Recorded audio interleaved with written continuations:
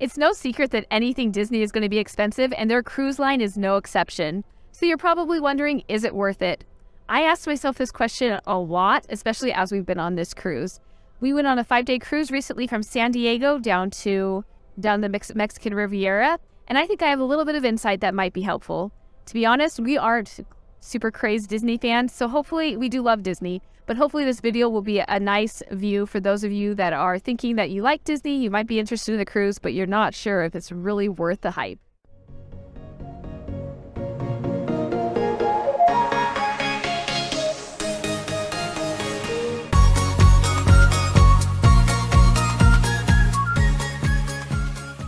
So let's talk about the food on the Disney Cruise Line, because this is actually where I wasn't super impressed.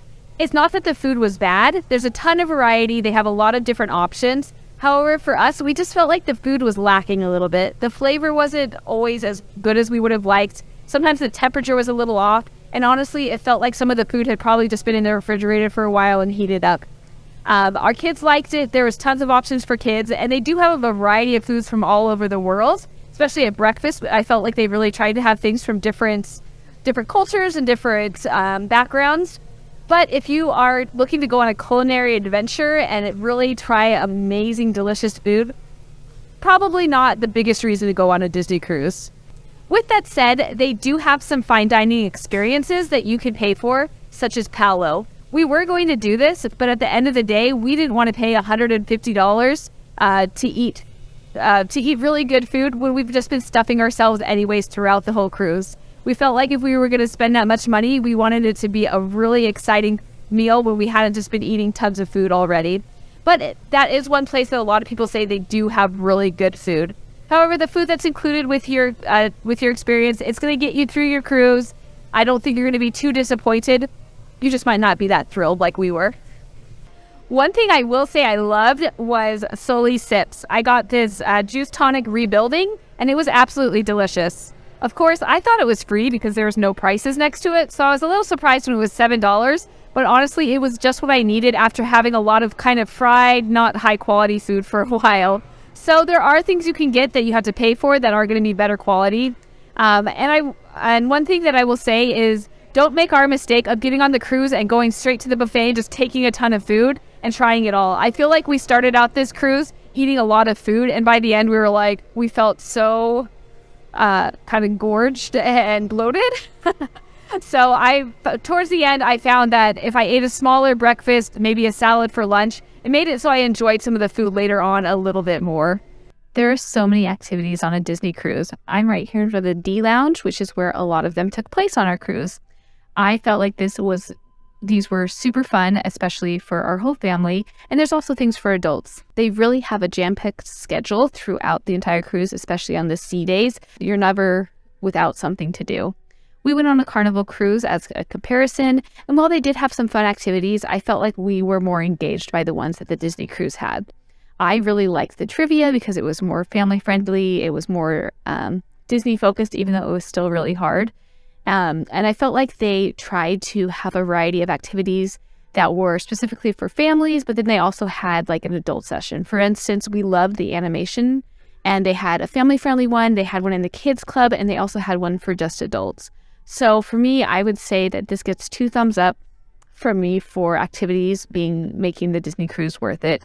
I just felt like they were really well run. The staff that was in charge were really engaging, and there was always something to do. The entertainment is really what sold me on the Disney cruise. When we went on a Carnival cruise, there was a lot of entertainment, especially things that they said were family friendly, but they weren't really family friendly in our opinion. On the Disney cruise, I never worried about going to any of the entertainment options with the kids, and they were amazing. They have quite a few different offerings during the course of your cruise. On our cruise, there was a magic show the first night, which was really fun. They did have to cancel the Golden Mickeys, which was kind of disappointing. But then we had Frozen, which was absolutely amazing. And then tonight we have another production. It's called Wish. I don't really know what it's about, but I think it'll be amazing. So we really love the entertainment. In addition to their live shows and their movies, they have great entertainment in the actual restaurants. I talked about the food earlier and how I didn't love the food, but I will say that the restaurants are really fun, such as Animator's Palette, which is a great experience. You get to see your own animations come to life. And then at Tiana's on the last night that you go there, they have a live band and it's a really fun experience. They also have Disney characters all over the cruise throughout the entire time you're here. So if you or your family loves Disney characters, this is a great time to see them. So if you have children or you're just a child at heart that loves everything Disney, the entertainment is top-notch on this cruise. However, if you're an adult who maybe would like to sit in the theater and not hear kids throughout the production, or you would just like things that are more geared towards adult, this may not be the cruise for you. Just because I don't think that they had any like adult showings, only showings of like Frozen or the other Broadway productions that they had. And I think some people probably get a little annoyed by all the kids that are in there. I think for most people, you can really enjoy the entertainment. And I just loved that I didn't have to worry about going to anything and thinking that my kids might see something that I don't want them to see. Overall, though, the entertainment, like I said, really made the Disney cruise for us worth it. The Disney Cruise Line has an amazing childcare program, which I have been really impressed with. One of the mistakes we made on our last cruise, which was with Carnival, was that we didn't really use their childcare that much. I felt bad leaving the kids, not because it was bad, but just because I felt like, oh, we should be doing a vacation together. However, at the end of that cruise, we realized that they probably would have had a lot more fun if we had let them go to some of the children program. So on this cruise, we definitely took advantage of it because there were so many fun activities going on and the staff was top notch.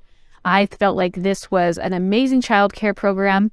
They have it for kids, they have a paid one for children that are under 3 or not potty trained. And then they have things up until your kid's 18. I think some people worry that if they go on this cruise, it'll be too little or babyish for their kids, but there is tons to do for all ages. Our kids really loved going to the Oceaneers Club. It's very secure. Like I said, the staff was great and they have a lot of activities throughout the day. For instance, our kids just went into an animation class, which they were so excited about. You do have to be 3 or older and potty trained in order to take advantage of their included offerings. If your child's younger than that, you do have to pay per the hour, or maybe if it's the half an hour. Currently, they don't feed your children, so you will need to feed them before you go. I know that in the past, before COVID, they used to give food and meals, but at this time, they don't do that. But overall, we were really impressed with the childcare options and the children programming, and it was definitely a huge benefit of the Disney cruise. So is the Disney cruise worth it? Well, for us, it was. We saved a lot of money booking this cruise, and I think that played a part of it. I don't know if I would necessarily recommend it if you're paying full price for the most expensive rooms, unless that's in your budget. But for us, for the price we paid, I feel like it was definitely worth it. We loved the entertainment. I loved how family-friendly this cruise was and how much our kids had fun. And it was just a great overall experience. I would love to hear what your thoughts are on Disney Cruise, if you feel like it was worth the cost or if you feel like another cruise line was better for you. Be sure to subscribe and follow for more.